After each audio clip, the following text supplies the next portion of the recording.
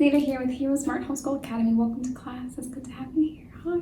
Today is our composition class. This is the day of the week where we talk about writing, and writing is a very important skill to learn.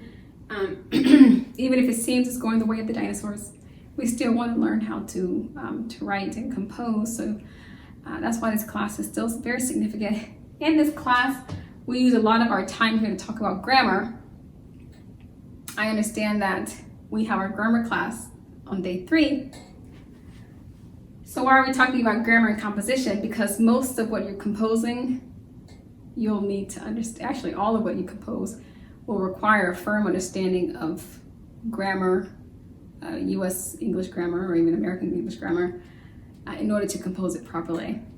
So, so you want to speak about composition, and we talk about research, and we do things like that. But ultimately, you want to make sure that your subject and verb agrees. You want to make sure that capitalization rules are evident in your writing. You want to make sure that punctuation marks are in place. You want to make sure those things are important too. So that's kind of the reason we talk extensively about grammar, even in composition. Because as you're composing, you want to make sure you have a firm understanding of grammar while you compose. Let's go ahead and open up with the word of prayer, and then we'll get right back into our lesson for this day. We thank you, Lord, for this time we have to learn and grow. We seek to do the best we can and add to what we know. We love you, God, with all our hearts, and to others' love we show. Pleasing you is our goal. Now to our lesson we should go. In Jesus' name we pray. Amen. Amen. Good work. So today we're still talking about subject and verb agreement. We've brought it up last week. We're talking about it again this week. We may even talk about it again next week, I believe. So subject and verb agreement, we talked about what the subject of a sentence is. The subject is the person who's doing something. The person or thing or whatnot. The noun that's doing something. So the example we gave before was I can say, I ate pizza, or I can even say, Liz drank water. Liz drank water. Or I could say, Chris is happy. Or, any phrase, it doesn't matter. Well, the subject is going to be the person or thing doing something. Let me write a thing as well. The lamp is bright.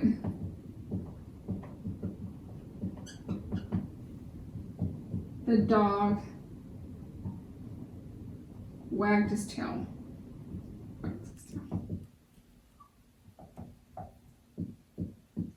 Okay, so I put a few sentences here so we can just walk through subject nice and slowly.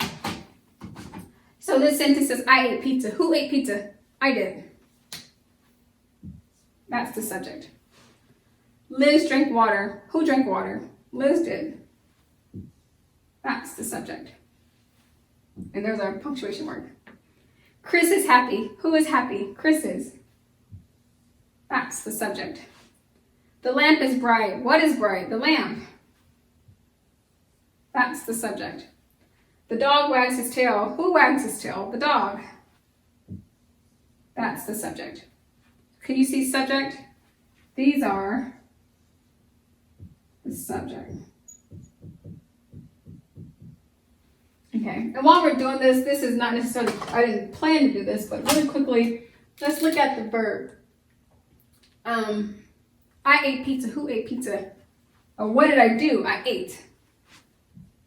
So ate is the verb. It's the thing that you're doing. What are you doing? Eating. What did you eat? Pizza. I ate pizza. What did I do? I ate. I ate. Liz drank water. What did she do? She drank. The verb here is drink. V for verb. Chris is happy. What did he do? He is. That is the verb in this sentence. The lamp is bright. What is the verb in this sentence? Is.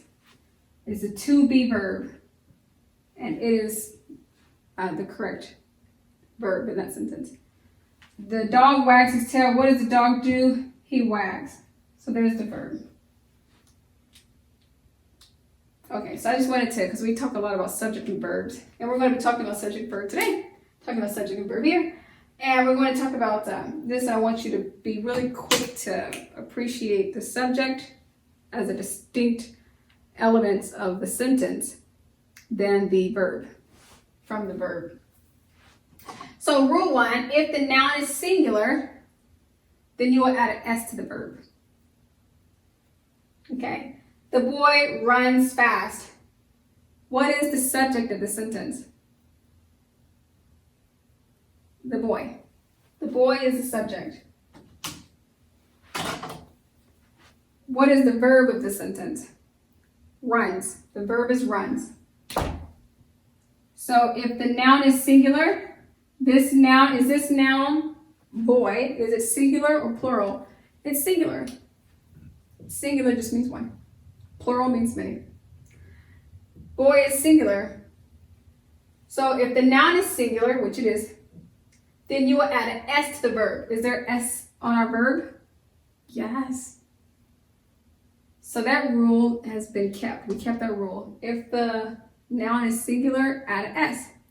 But guess what? Rule 2 says if the noun is plural, then don't add an S. So let's look at the noun. Is the noun plural or singular? Boys. It is plural. More than one boy. Plural just means more than one. More than one boy. So then we're going to look at our verb. Do we need to add an S to our verb? No, because there's already an S here. There's already an S. Okay. So run does not need to come with the S because there's already a plural form. Finally, both, okay, I didn't write that all the way there, but the word, the I and you, this is concerning I and you. Both are singular subjects, both I and you. I am going here, you are going there. Both of those are singular. However, you don't add an S to the end of the verb. So this is the only sort of exception. It says, I run fast. Even though the verb is singular, much like this verb is, even though the noun is singular, much like this noun is singular, you don't add an S to the verb. This is called an exception, which means that I and you are special. And here you have the word you, the pronoun you. It says you run fast. What is he doing? He's running. Even though it's singular, and it's only talking about one person, we still do not add an S to the verb. I run fast, you run fast. That's important to know because as you're writing, you'll want to recognize if you're talking about singular nouns or plural nouns. If they're singular nouns, make sure that the subject and verb agrees. If by adding an S to the verb, if it's singular, if the noun is singular, omitting the S from the verb if the noun is plural.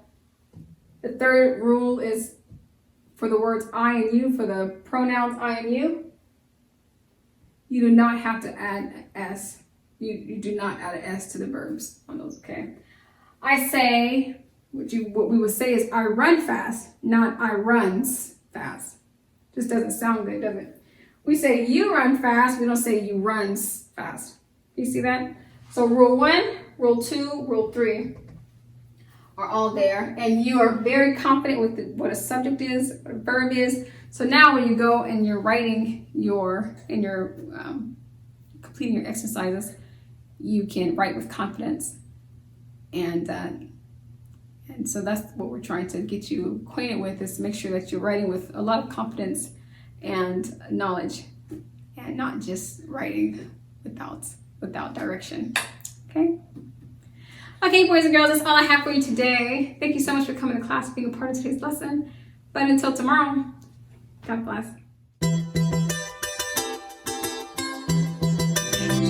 I'll be your hero's buddy, and as you study with HeroesMart, I will be your friend.